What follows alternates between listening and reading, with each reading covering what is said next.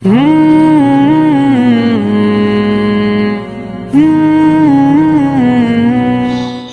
প্রত্যেকেই জানি যে আমরা আদম আলাইহিস সালাতু ওয়াস সালামের সন্তান, অর্থাৎ আওলাদে আদম। মিশকাত শরীফের একটা রিওয়ায়াত আছে, রিওয়ায়াতের মধ্যে বর্ণনা আছে আল্লাহ পাক আদম আলাইহিস সালাতু ওয়াস সালামকে সৃষ্টি করার পরে আদম আলাইহিস সালাতু ওয়াস সালামের ওই সমস্ত সন্তান যারা কিয়ামত পর্যন্ত আসবে তাদেরকে আল্লাহ পাক আদম আলাইহিস সালাতু ওয়াস সালামের সামনে পিঁপড়ের ন্যায় ছোট ছোট আকৃতিতে সামনে রাখলেন। আদম আলাইহিস সালাতু ওয়াস সালাম দেখলেন যে আমার যারা সন্তান কিয়ামত পর্যন্ত হবে তাদের মধ্যে বিরাট বিভেদ আছে। কেউ বড় মালদার, কেউ খুব দরিদ্র, কেউ দেখতে ফর্সা, কেউ দেখতে কালো। অর্থাৎ মাল এবং সম্পদ সম্পর্কে আদম আলাইহিস সালাতু ওয়াস সালাম আল্লাহর কাছে বললেন, আয় আল্লাহ, আপনি আমার সন্তানদের মধ্যে এত ডিফারেন্স কেন করেছেন? আপনি তো পারলে সমান করতে পারতেন। আল্লাহ পাক বলেছেন, হে আদম, এই ডিফারেন্স করার মধ্যেও আমার তরফ থেকে বড় শিক্ষা আছে। বর্তমান সময়ে আমাদের সমাজে বিশেষ করে দুই শ্রেণীর মানুষ পাওয়া যায়। এক শ্রেণীর মানুষ অত্যাধিক মালদার বা মোটামুটি মাল তার কাছে আছে, আর এক শ্রেণীর মানুষ আছে দুস্থ বা গরিব। ধনসম্পদওয়ালারা মনে করে যে আল্লাহ পাক আমাকে ভালোবাসেন, আল্লাহ পাক আমাকে মোহাব্বত করেন, আল্লাহ পাক আমাকে তার প্রিয় বান্দা হিসাবে গণনা করেন, তবেই তো আল্লাহ পাক এত রকমের ধনসম্পদ দান করেছেন। গরিবরা মনে করে যে আল্লাহ পাক আমাকে, যে আল্লাহ পাক তানাকে সৃষ্টি করেছেন সেই আল্লাহ পাক আমাকেও সৃষ্টি করেছেন। তাহলে যে আল্লাহ পাক একটা ধনী মানুষকে সৃষ্টি করেছেন সেই আল্লাহ পাক আমার মতো গরিবকে সৃষ্টি করলেন, আল্লাহ চাইলে আমাকে তো ধনী বানাতে পারত। অর্থাৎ ধন দৌলতের দিকে আকাঙ্ক্ষা জাগায় এবং মনে মনে বলে, আজ ওর কাছে আল্লাহ পাক মাল দিয়েছে, ওর কাছে আল্লাহ পাক সম্পদ দিয়েছে, তাই সমাজের বুকে ওর বড় সম্মান আছে। লোক নিজেদের বিচার আচার বিভিন্ন কালচারের মধ্যে তাকে ইনভাইট করে, ডাকে। কিন্তু আমি গরিব, আমাকে কেউ ডাকে না। আমি গরিব, আমাকে কেউ খোঁজে না। আমি গরিব, আমার প্রতি কেউ লক্ষ্য জাগায় না। আমাকে যদি আল্লাহ পাক এমন মাল দিত তাহলে আমি এমন এমন কর্ম করতাম। আমাকে যদি আল্লাহ পাক ধন সম্পদ দিত আমি এই কাজগুলো করতাম। আমাকে যদি আল্লাহ পাক ধন সম্পদ দিত তাহলে আমি সমাজের বুকে বিরাট বড় ধরনের কুরবানি ত্যাগ তিতিক্ষা দিতাম।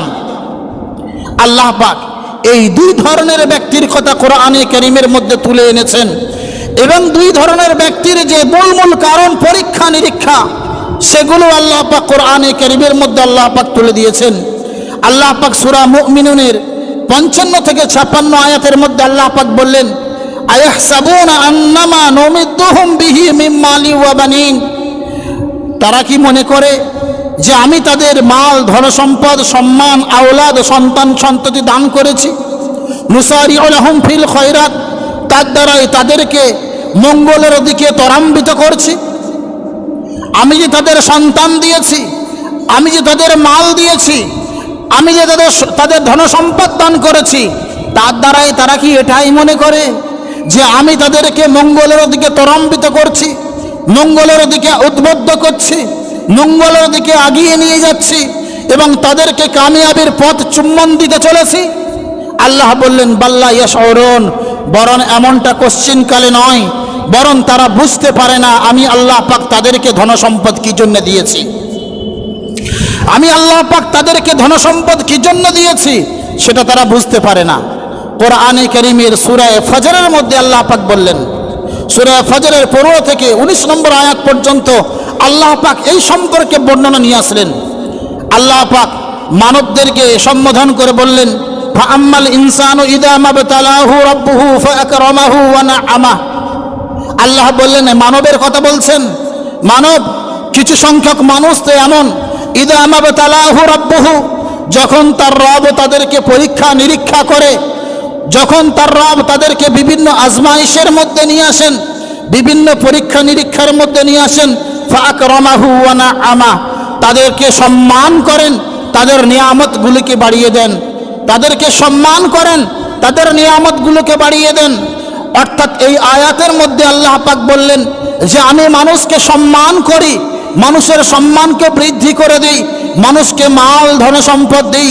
এই মাল ধন সম্পদ দেওয়ার দ্বারাই মানুষ যে নিজের আত্ম অহংকারের মধ্যে মুবতালা হয়ে যায়, মানুষ যে নিজেদেরকে গর্বিত মনে করে, মানুষ যে নিজেদেরকে সম্মানের আসনে বসিয়ে ফেলে, মানুষ যে নিজেদেরকে সম্মানের আসনে বসার কারণ নিজেকে অনেক বড় মনে করে, এটা কেবলমাত্র আমি তাদেরকে দুনিয়ার আয়েশ ও ইশরাতের জন্য দিই নাই, বরং আমি আল্লাহ পাক তাদেরকে যে মাল দিয়েছি, তাদেরকে যে নিয়ামত দিয়েছি, তাদেরকে ধন সম্পদ দিয়েছি, এটা পরীক্ষা নিরীক্ষা করার জন্য, তাদের সম্মানকে বোঝার জন্য, তারা আল্লাহ পাককে এই সম্মান পাওয়ার পরে কত টাকা মনে করে সেটা যাচাই বাছাই করার জন্য।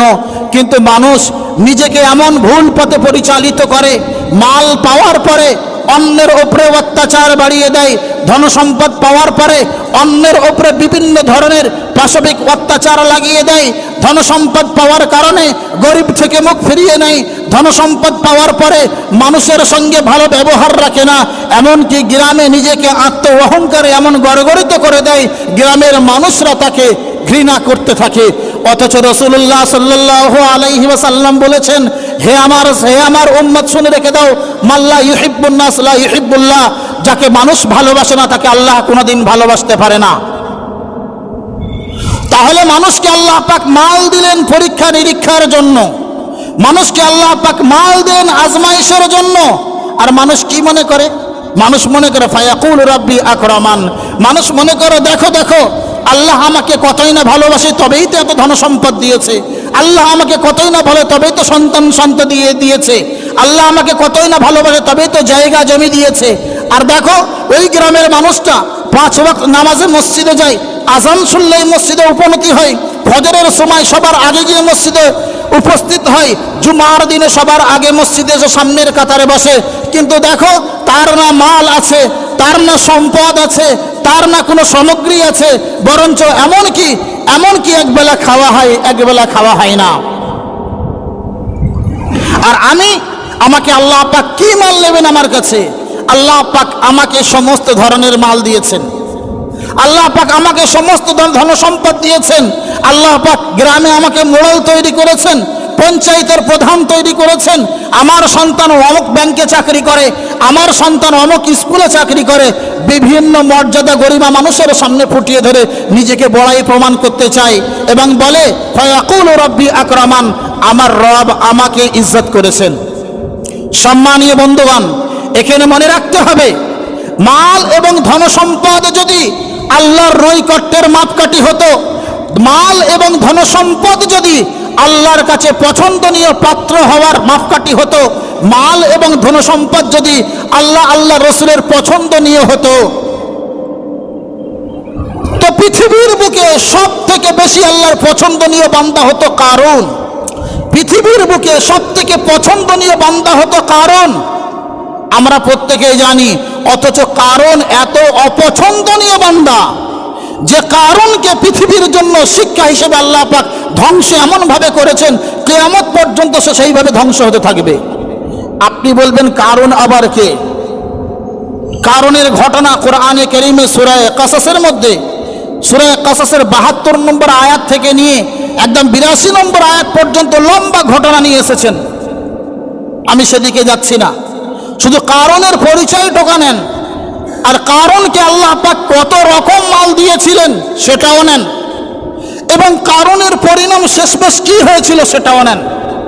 কারণ বর্তমানে কিছু মানুষ মনে করে নিয়েছে আমার কাছে ধন দৌলত এবং আমার কাছে মাল ইত্যাদি আছে মানে আমি সমাজের বুকে সম্মানীয় ব্যক্তি, আল্লাহ পাক আমাকে ভালোবাসে বলে এত কিছু দিয়েছেন। তাহলে মনে রাখতে হবে, কারণ আল্লাহর কাছে বড় প্রিয় হতো।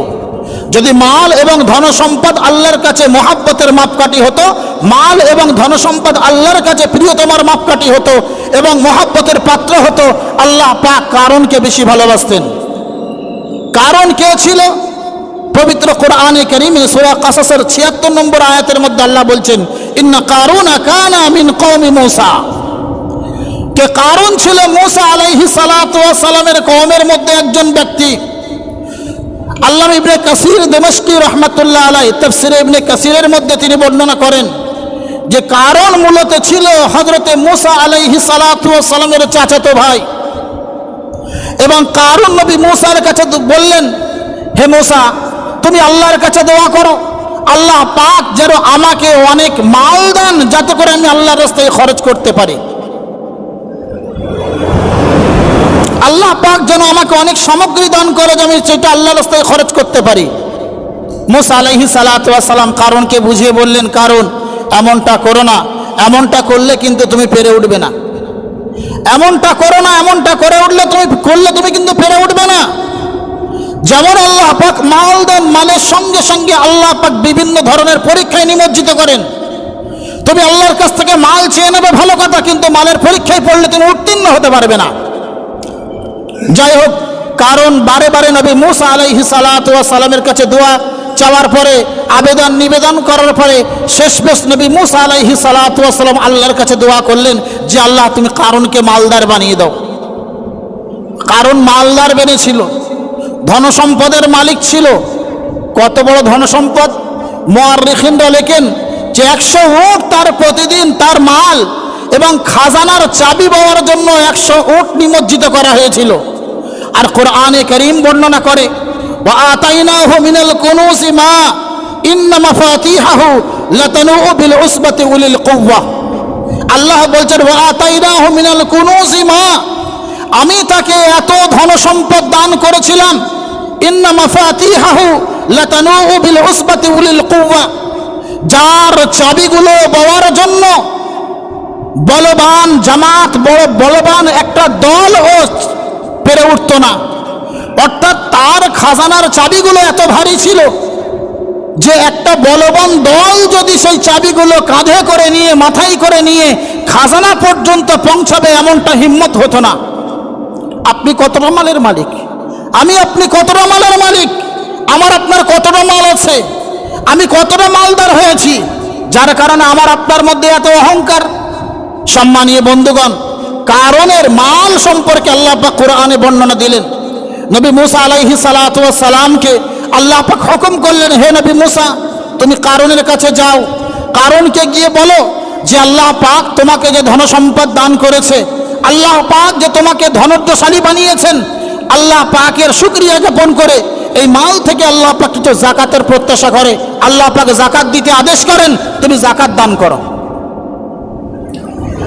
নবী মুসা আলাইহিস সালাতু ওয়াস সালাম কারণের কাছে গেলেন, কারণকে ওই মাল থেকে যাকাত প্রদান করার জন্য আদেশ করা হলো। কিন্তু কারণ বললে, মুসা, মাল তো আমি যা কিছু উপার্জন করেছি আমার ক্ষমতায়, মাল তো আমি যা কিছু উপার্জন করেছি আমার বিবেক দিয়ে, মাল যা কিছু আমি উপার্জন করেছি আমার জ্ঞান দিয়ে, তুমি কি এখন আমাকে ফকির বানাতে চাও?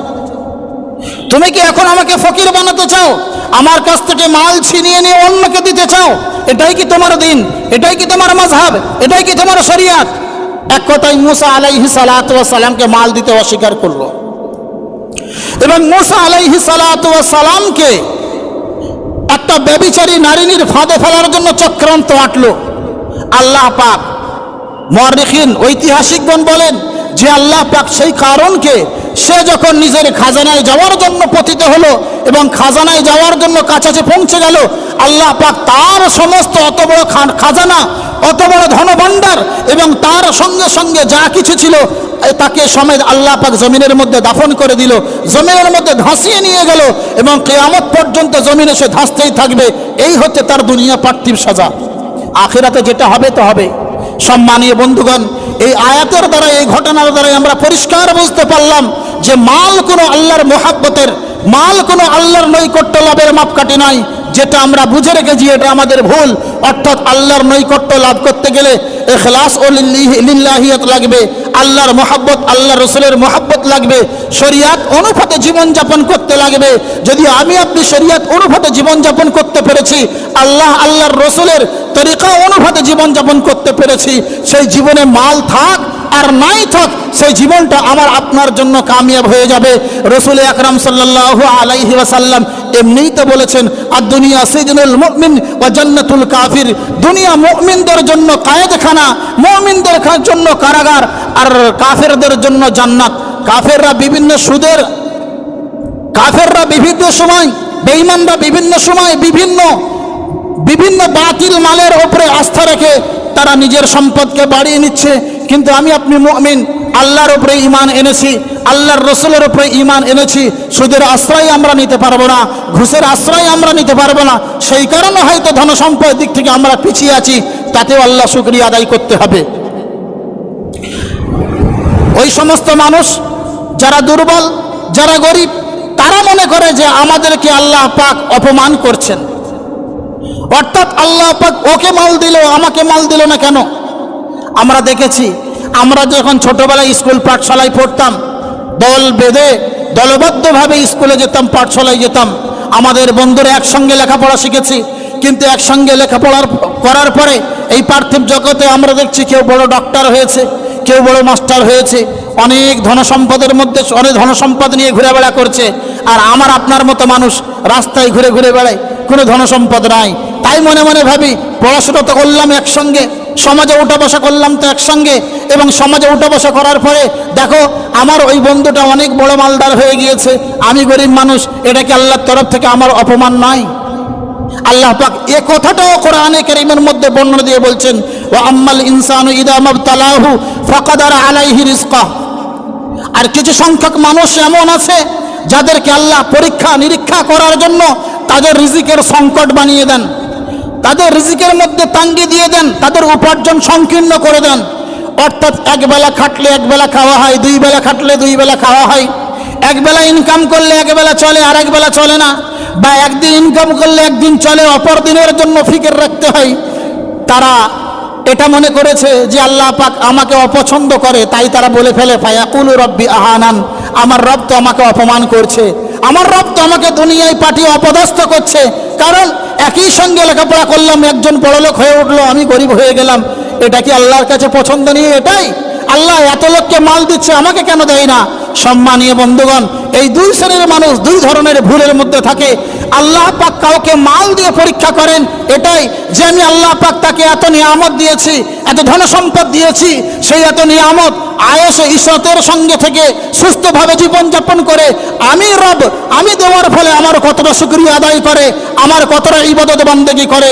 আর আল্লাহ পাক ওই ব্যক্তি যাকে ধনসম্পদ কম দিয়েছেন, ওই ব্যক্তি যাদের রিজকের মধ্যে তাঙ্গি দিয়েছেন, তাদেরকেও তাঙ্গি দিয়ে আল্লাহ পাক বলেন, তাদেরকে সংকীর্ণতা দিয়ে আল্লাহ পাক চান যে ওই বান্দা কষ্টের মধ্যে, দুর্বলতার মধ্যেও আমি আল্লাহ পাক আমাকে কতটা স্মরণ করেন। সম্মানীয় বন্ধুগণ, এই ছিল আল্লাহর পরীক্ষা।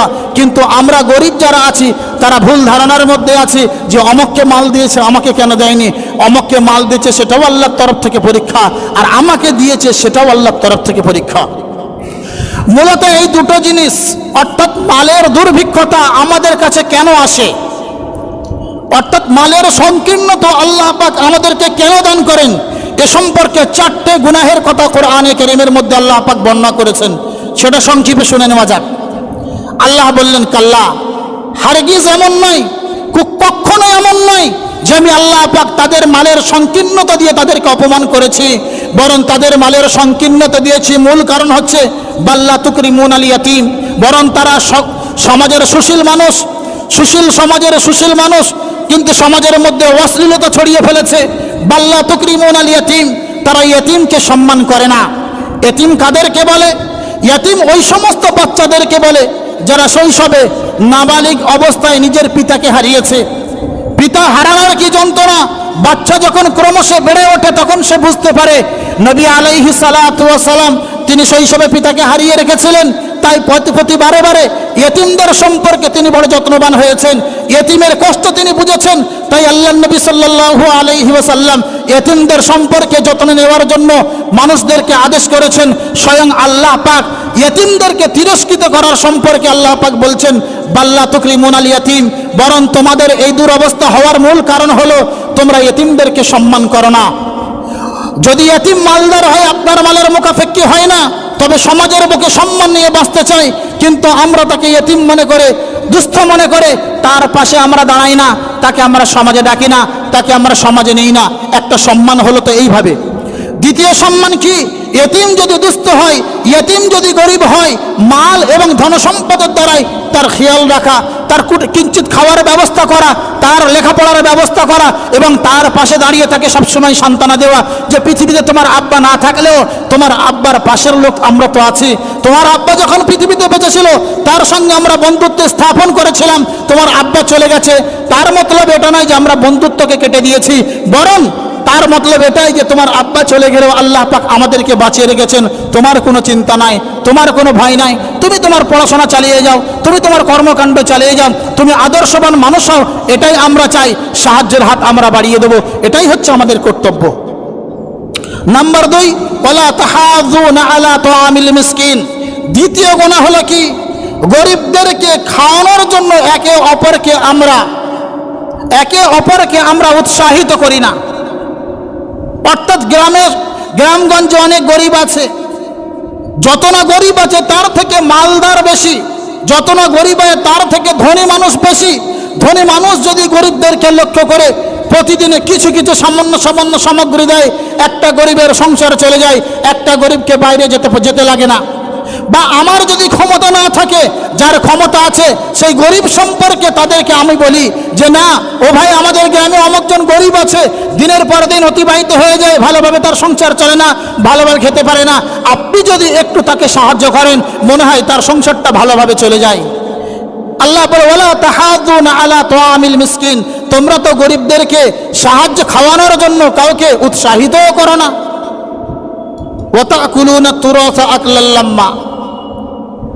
নাম্বার 3, আর তৃতীয় রোগ তোমাদের মধ্যে হলো এটাই, ওয়া তাকুলুনা তুরাসা, তোমরা উত্তরাধিকারীদের মালকে পরিপূর্ণ হরপ করে যাও। অর্থাৎ তোমাদের যে উত্তরাধিকারী আছে, বাপ মারা গিয়েছে, বোন ভাগ পাবে, মা বেঁচে আছে মা ভাগ পাবে, নিজের ছোট ছোট বোন আছে সেও ভাগ পাবে, নিজের ওই বোনও ভাগ পাবে যে বোনের বিবাহ হয়ে গিয়েছে, এবং ছোট ভাই আছে সেও ভাগ পাবে। আপনাকে আল্লাহ পাক শিক্ষিত করেছেন, আল্লাহ পাকের দয়া, সেই আল্লাহ পাকের অনুগ্রহকে আপনি মন্দ কাজে লাগিয়েছেন। কি? বাপের সম্পদকে জালি রেকর্ড বানিয়ে সব নিজের নামে লিখে নিয়েছেন। আল্লাহ পাক বললেন ওয়া তাকুলুনা তুরাসা আকলাল লাম্মা, তোমরা উত্তরাধিকারীদের মালকে পরিপূর্ণভাবে খেয়ে নাও। আর কি? অতুহিব্বুনাল মালা হুব্বান জাম্মা, আর এই পার্থিব জগতের মালকে অত্যন্ত তোমরা ভালোবাসো। অর্থাৎ মানুষ নিজের সমস্ত কিছু দিয়ে নিজেকে নিজের প্রাণ দিতে রাজি আছে, কিন্তু মাল দিতে রাজি নাই। মালের মোহাব্বত অন্তরের মধ্যে এমনভাবে ঢুকিয়ে নিয়েছে। অথচ সাহাবায়ে কেরাম রাদিয়াল্লাহু তাআলা আনহুম সর্বদাই মালকে ঘৃণা করতেন, মাল থেকে দূরে থাকতেন, এবং মালের দ্বারা যদি কোনোদিন ধোঁকায় পরিণত হতো সঙ্গে সঙ্গে সেই মালকে আল্লাহর রাস্তায় খরচ করে দিতেন। সাহাবায়ে কেরাম রাদিয়াল্লাহু তাআলা আনহুমদের মধ্যে তাবুকের যুদ্ধের রাসূলুল্লাহ সাল্লাল্লাহু আলাইহি ওয়াসাল্লাম ঘোষণা করেছেন, সমস্ত সাহাবায়ে কেরাম রাদিয়াল্লাহু তাআলা আনহুমকে যাওয়ার জন্য নির্দেশ দিয়েছেন। সাহাবায়ে কেরাম রাদিয়াল্লাহু তাআলা আনহুম প্রত্যেকে দলবদ্ধভাবে তাবুকের যুদ্ধে অংশগ্রহণ করেছেন, কিন্তু 3 জন সাহাবী অংশগ্রহণ করতে পারেনি। 3 জন সাহাবীর মধ্যে একজন সাহাবীর মূল ছিল কি? যে তাবুকের যুদ্ধ হয়েছিল গরমের সময়, যে সময় খেজুর পাকে, মদিনার মানুষের একমাত্র মাল ছিল, উপার্জনের রাস্তা ছিল খেজুর। একদিকে আল্লাহর নবী সাল্লাল্লাহু আলাইহি ওয়াসাল্লাম তাবুকের যুদ্ধে অংশগ্রহণ করার জন্য আমভাবে ঘোষণা দিয়েছেন, অন্যদিকে আল্লাহর নবী সাল্লাল্লাহু আলাইহি ওয়াসাল্লামের সাহাবীদের বাগানে খেজুর পাকা শুরু করেছে। একজন সাহাবী মনে মনে ভাবলেন, সমস্ত সাহাবীরা তো আল্লাহ রসুলের সঙ্গে তাবুকের যুদ্ধে চলে যাচ্ছেন, নিঃসন্দেহ আল্লাহ রসুলও যাচ্ছেন, সেখানে বিজয় তো হবেই হবে, আমার মতো একজন মানুষ যদি না যায় তো কি ক্ষতি হয়ে যাবে। তাই তিনি বাড়িতে থেকে গিয়েছিলেন, কারণ এই সময় খেজুর পাকছে, গাছে পাখি বসে খেজুর নষ্ট করছে, যদি এই সময় খেজুরগুলো পেড়ে এক জায়গায় জমা করে নিই তাহলে একটা মাল আমাদের কাছে গচ্ছিত হয়ে যাবে, এই মালের দ্বারাই আমরা কি করতে পারবো? ইসলামকেও সাহায্য করতে পারবো। কিন্তু একদিকে ছিল আল্লাহ রসুলের হুকুম, একদিকে ছিল মনের চাহিদা। রাসূলুল্লাহ সাল্লাল্লাহু আলাইহি ওয়াসাল্লাম যুদ্ধের ময়দানে গিয়ে যখন হাজিরি নিচ্ছেন যে আমার সাহাবীদের মধ্যে অমুক অমুক আছে না নেই, আল্লাহ নবী সাল্লাল্লাহু আলাইহি ওয়াসাল্লাম যখন অ্যাবসেন্ট পেলেন বড় মনক্ষুণ্ণ হলেন। আল্লাহ নবী সাল্লাল্লাহু আলাইহি ওয়াসাল্লাম সাহাবীদেরকে বললেন, আল্লাহর পক্ষ থেকে হুকুম দেওয়া আছে তাদের সঙ্গে বয়কট করার জন্য। রাসূল করিম সাল্লাল্লাহু আলাইহি ওয়াসাল্লাম মদিনায় ফিরলেন, বিজয় নিয়ে মদিনায় ফিরলেন। মদিনায় ফেরার পরে সমস্ত সাহাবায়ে কেরামরা একে অপরের মধ্যে আনন্দই কোলাকুলি করছেন। ওই তিনজন সাহাবীর একজন এসে যখন আল্লাহ রসুলকে এসে সালাম করলেন, আল্লাহ নবী সাল্লাল্লাহু আলাইহি ওয়াসাল্লাম সালামের উত্তর দিলেন না। সাহাবীদেরকে সালাম করছেন, সাহাবীরা সালামের উত্তর দিচ্ছেন না। কিছুদিন পরে 40 দিন যাওয়ার পরে আল্লাহর পক্ষ থেকে ওই সাহাবীদের তওবার আয়াত নাজিল হলো।